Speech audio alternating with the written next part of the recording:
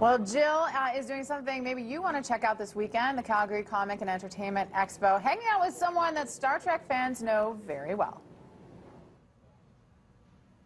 And a pleasure to be joined this morning here at the Calgary Comic and Entertainment Expo by Garrett Wang, one of the stars of the show. You have many hats to be wearing this weekend, and I know that you've been busy already. So welcome back to Calgary. It's a pleasure to see you. Thank you. I'm so excited to be here. Yeah, so excited to have you. Star Trek Voyager, where a lot of people will know you from. And I've been getting the lay of the land here when it comes to comic expos because you are well-versed in this world. So you've had a few under your belt. Is this still fun for you?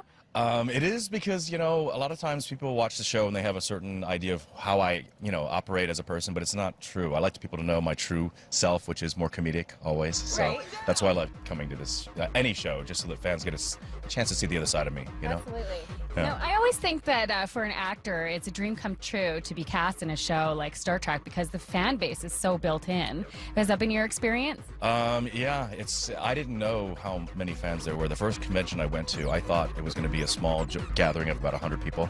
I show up, there were over 5,000 fans there. This is 1 week after my show had premiered. So right. You're thinking, what? But this is the built-in fandom that Trek has, so it is amazing. Absolutely. And I mean, it has longevity too because the film wrapped more than 10 years ago, and yet still there's this steam along with the Star Trek, all the Star Trek incarnations, which is really amazing. Do you have an idea of why people love those shows so much?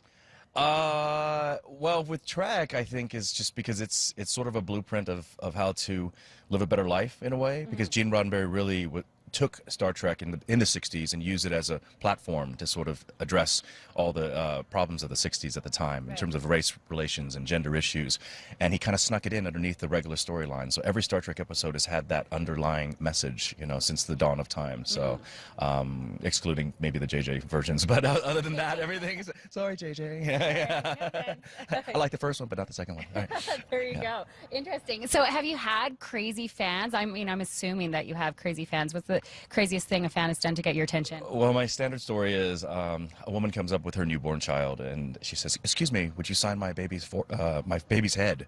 And I looked at her, I said, "You want me to take a Sharpie, which is poison, a Sharpie pen, ink pen, and sign the top of your baby's head?" She goes, "Yes." I said, "No." Yeah. Paper. Right, in my George Takei voice, no. Oh my, I will not sign that baby's head.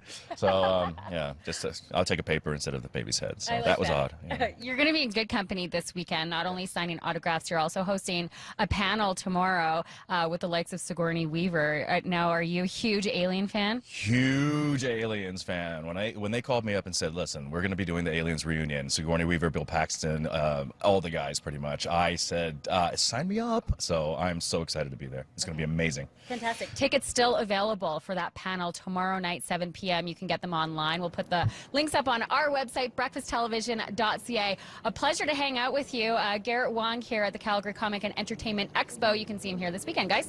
What a massive, massive weekend it is in our city.